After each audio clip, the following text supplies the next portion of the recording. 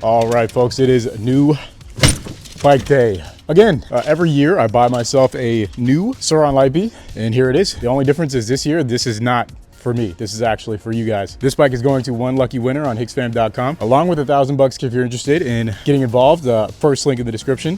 Top link in the comments. All the official rules are on the website, but this is going to be the bike that someone wins. We are going to be unboxing it. We're going to be putting it together, and we will be quickly riding it just to make sure that it works, you know? But other than that, it's just going to be put up in the garage and sat until September 1st. So with all that said, let's get started on building. All right, folks, it is go time. My trusty knife. This knife was a gift to me by LAOC TV Jeremy. Thank you again for the knife.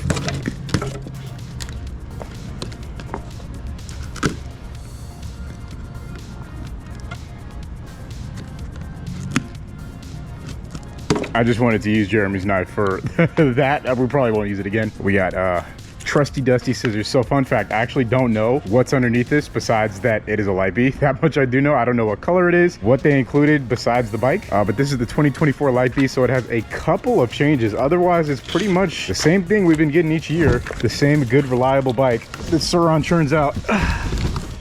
Let's take a look. Okay, we have a box. 2 boxes. Both feel very light.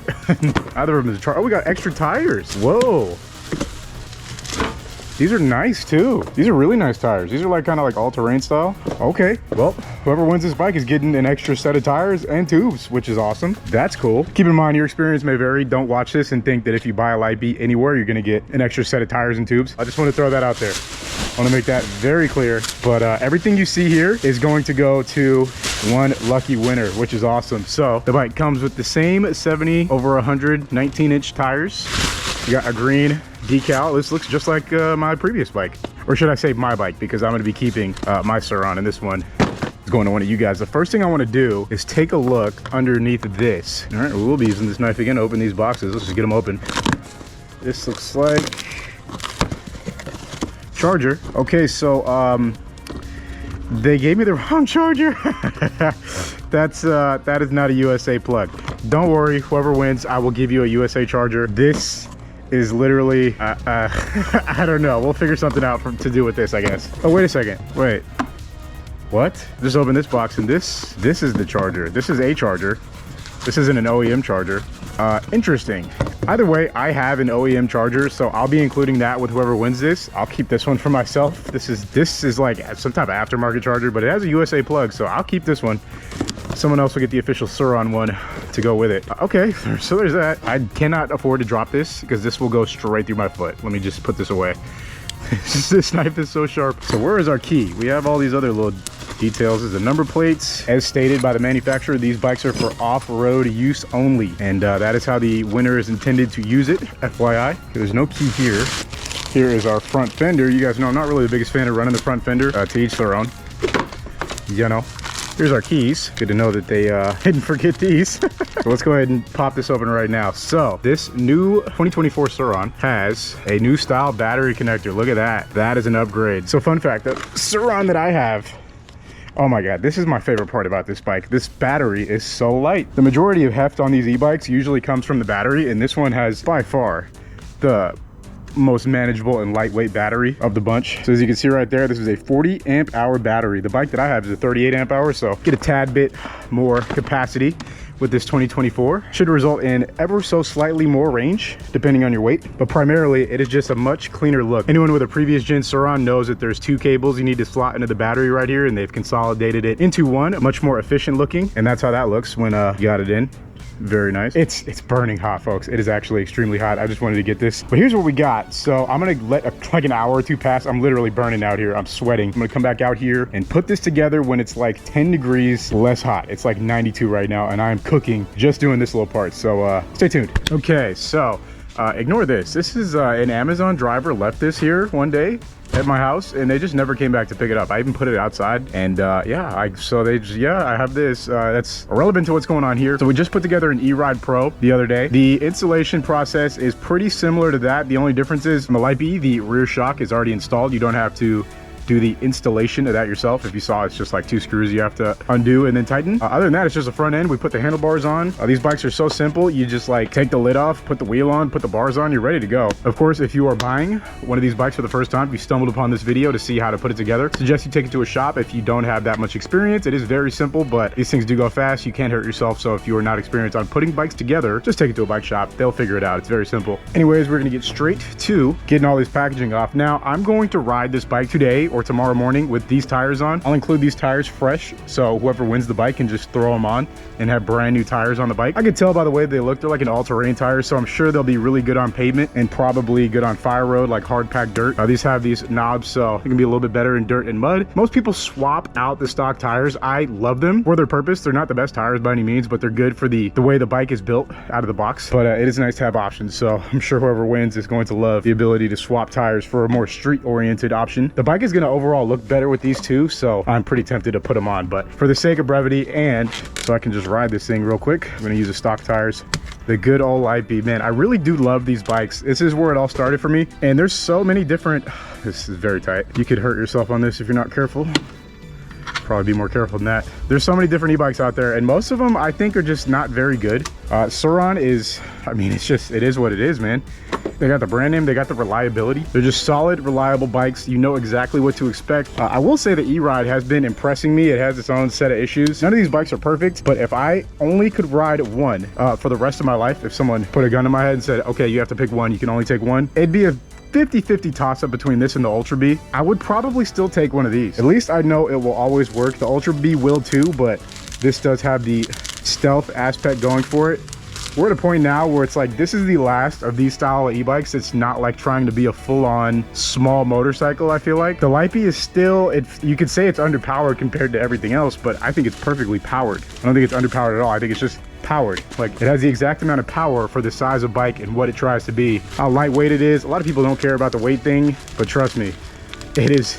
There's a reason why light bikes in the bicycle world are the most expensive ones. It's really nice having a lighter bike. It just is. So, you know, I'm not affiliated in any way with Surron or any of these electric bike companies. I just talk about what I like. And for me personally, the bikes that I've liked the most have been the Surrons. And that's it. So that is why I preach them so much. It's because it's what I like and what I know. You know exactly what you're going to get at this point. There's plenty of ways to upgrade it, and the bikes just work every time. So anyways, I don't know, everyone has their own opinion on what they like. I know what I like. I've tried a few of these bikes. There's still a few that I haven't tried. I haven't tried any Talarias. There's one called the Talaria Dragon coming out that I am interested in trying, but there's still no firm release date on that. But like, when someone asks me which of these types of bike they should get, this is the one I recommend everybody. It is the perfect starting point. It's not too fast. It'll let you know if you want something faster once you ride it. And for most people, I expect it will just be perfect, honestly. And that's not to particularly dunk on any of the other e-bike manufacturers out there. I think they all have their own like thing that they're good at. I think for the majority of people, this bike is the perfect spot in between the E-Ride, and then from there, it's kind of like, just get something big, you know, get like an Ultra B. We will be doing an Ultra B and E-Ride comparison soon once my Ultra B comes in, which should be, well, it's gonna be a while. It's gonna be a couple more weeks than this. That's gonna be an interesting comparison, considering I got an Ultra B for less than I paid for my E-Ride, which is very expensive. That bike is just not cheap. It is good though, so anyways, I'm just yapping. We gotta get this thing together before the sun goes down. Okay, as you can see, the assembly for this is brain dead simple. Front end super easy to get on. 4 bolts on the stem. This side is completely done already. You don't have to do anything over there. On the other side, we get our brake lever and our throttle on. So to take a break from Glaze and Surron, some things I do really wish they would do in like a big generational update, if that's ever on the horizon. From what I hear in my internal sources, there's still nothing like that planned. I think everybody would like to see a 72 volt out of the box version of the Light-B. The headlight switch I am spoiled by on the E-Ride Pro.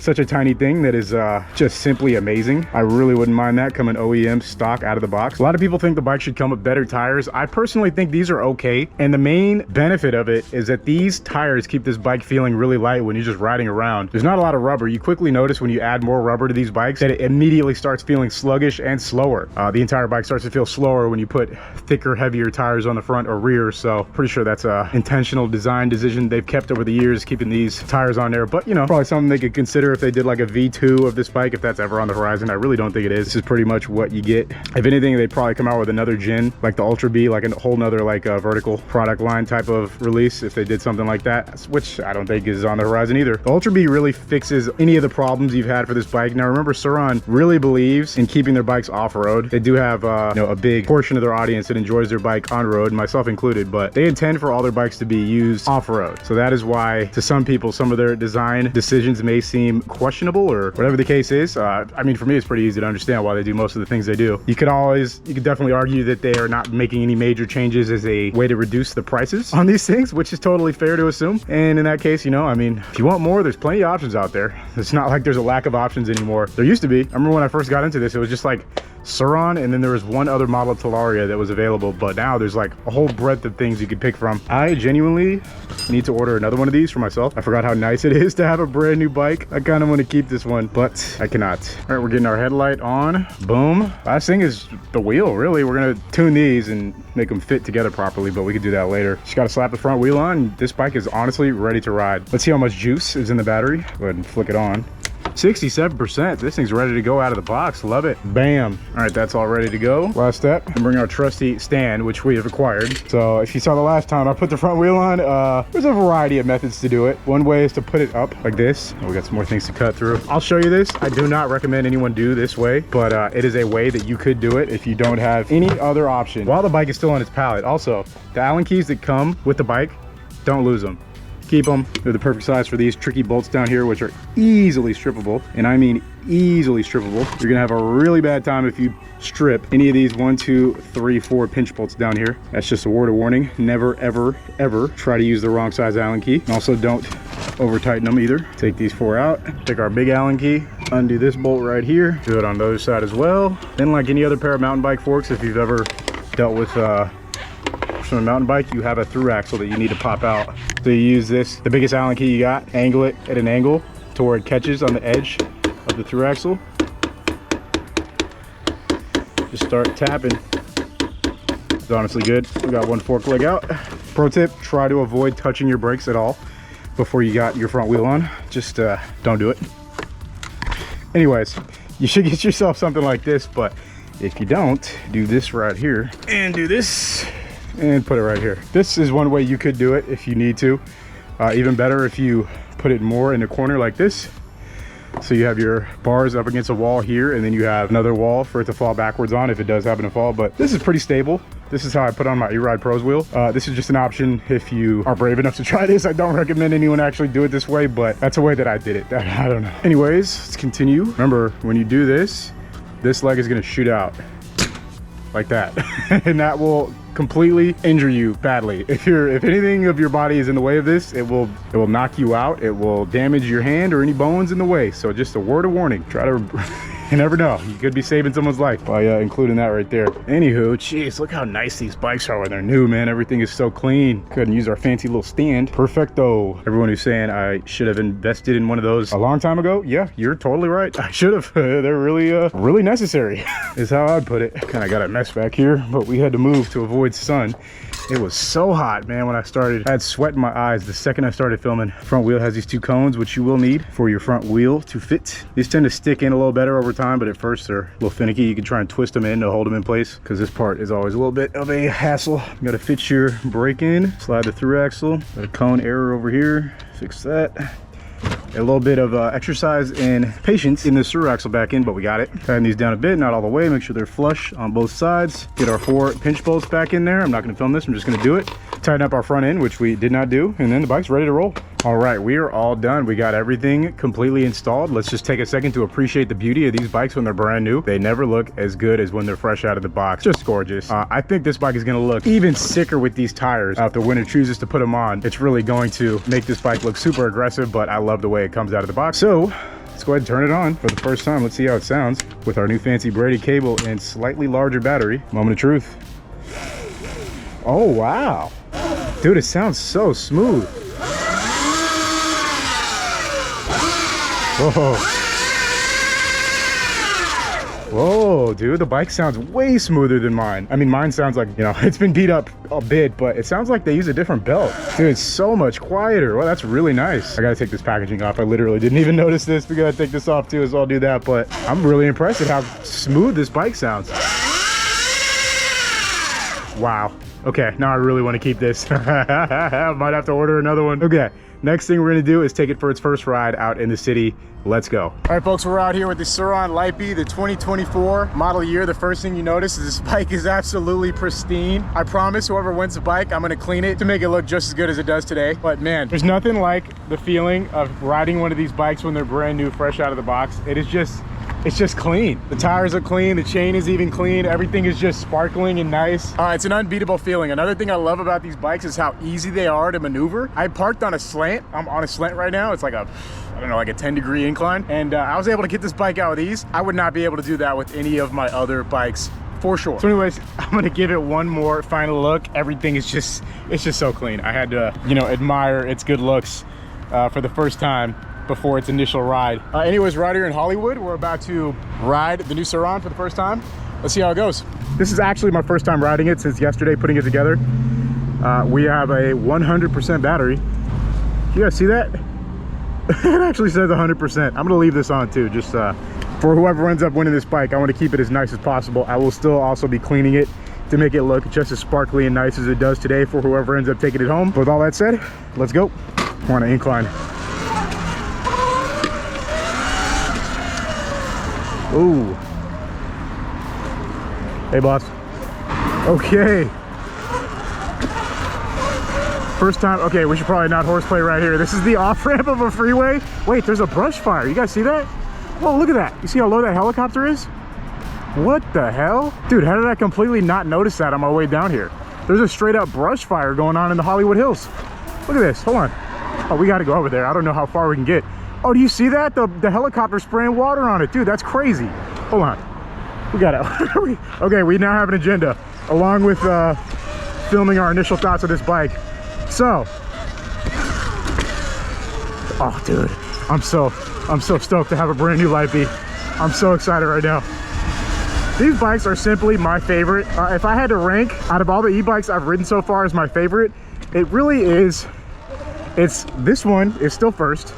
The E-Ride is a very close second. The more I ride that bike, the more I'm starting to fall in love with it. And it's not a perfect bike by any means, but it's really good. And then a close third right behind the E-Ride. This top three is, they're all like, it's like a millisecond split difference between all three of them, I'd say.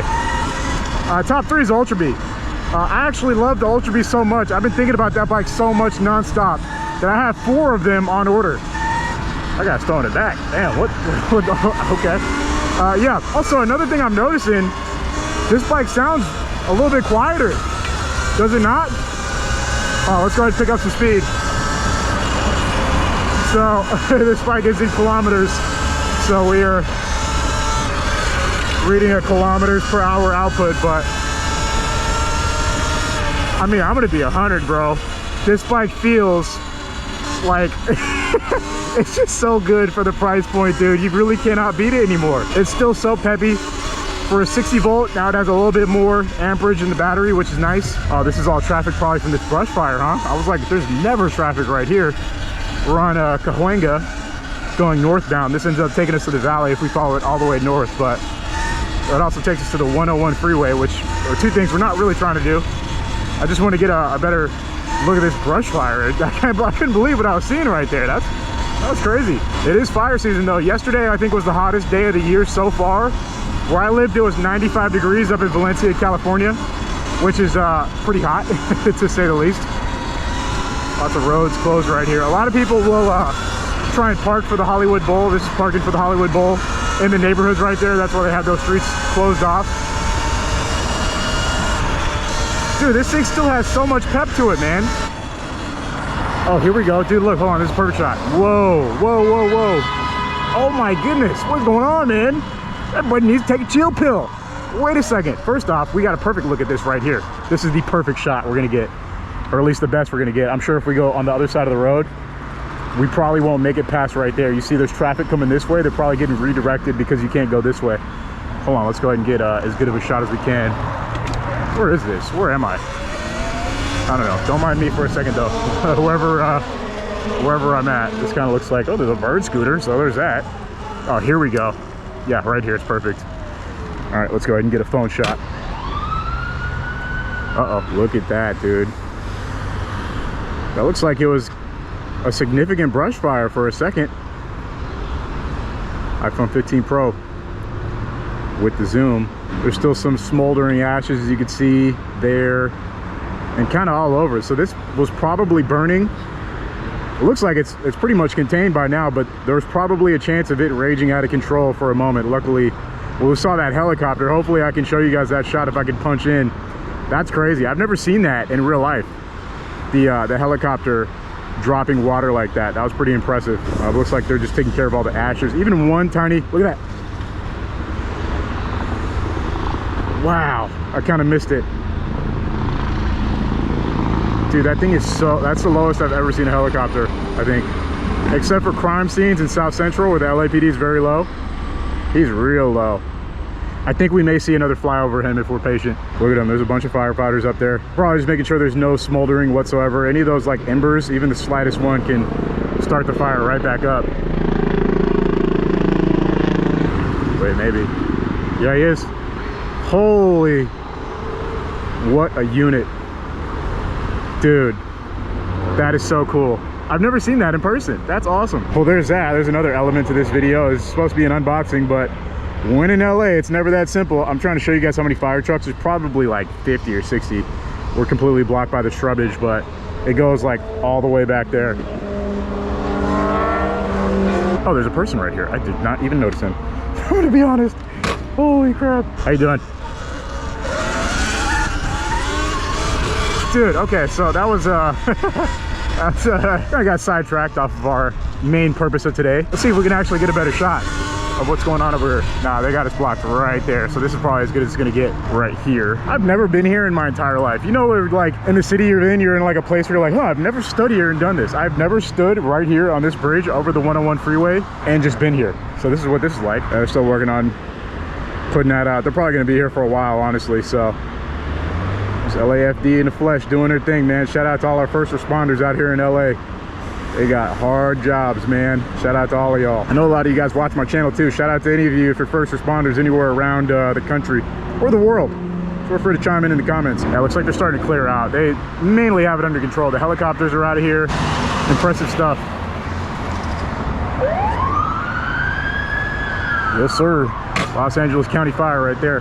All right, back to the video. We got to get back to the city now. We kind of went all the way off of the beaten path, so to speak. So yeah, first off, I want to start off by glorifying all the things I really love about the Light B, glazing, if you will. So there's something to love about how just small and controllable this bike is. I feel like there's still a huge amount of interest in the smaller e-bike space, like these ones that are just, you know, a little bit more compact. On the other end of the spectrum, there's the Ultra B. You get even bigger than that. There's a Stark Varg and the Storm B. I feel like Surron is kind of okay with where they're at. They haven't, here's one complaint that everyone has, is this bike has kind of been the same for like the last, I don't know, 4 or 5 years. There's only been really minor updates. But the thing is, even when I think about it myself, there's not that much to improve on when it's out of the box. Now, I mean, the main thing that I truly just, I really adore about these bikes is the weight, man. I will look for any single possible way to shave a pound or two off of any of my bikes, my actual bicycles that I own. And that's not really that much of a possibility with these. There's not much weight savings you can do.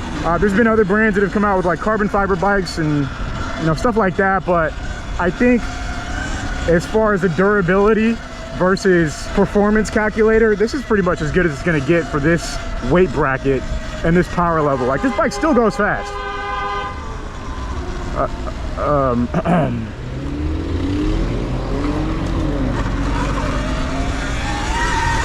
Yeah, okay, well, we're in Hollywood, so it's also a really hot day. One thing about LA, once the temperature starts to increase, everybody seems to get a little bit more angry. There's more people honking when they have to drive, and I get it because I hate driving. You guys know I live, you know, the middle of nowhere is a pretty good way to describe where I live. If you look up Six Flags, Magic Mountain, I'm somewhere in the vicinity of there. I'm probably like 10 minutes away from there. So I live in the middle of nowhere, so I have to drive pretty far to get down here to the city. And I see some of the worst when it comes to driving, man. People really, yeah, especially when it starts to get hot. It's just like, I don't know. It's just, there's something about the temperature rising that makes people more irritated when they have to drive somewhere, which is, you know, it's a thing, I guess, that needs to be considered. We got a lavender tour guide truck. We're on Hollywood Boulevard. I guess let's go ahead and cut for a second.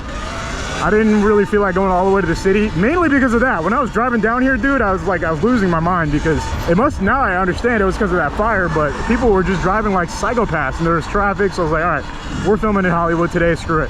But I want to try and continue on my point. The E-Ride is a bike that I've really fallen in love with lately, but I still think, I mean, I would say 90%, but truly, I do believe that 100% of people should start off on this bike when it comes to your first super powerful e-bike, e-moto style e-bike.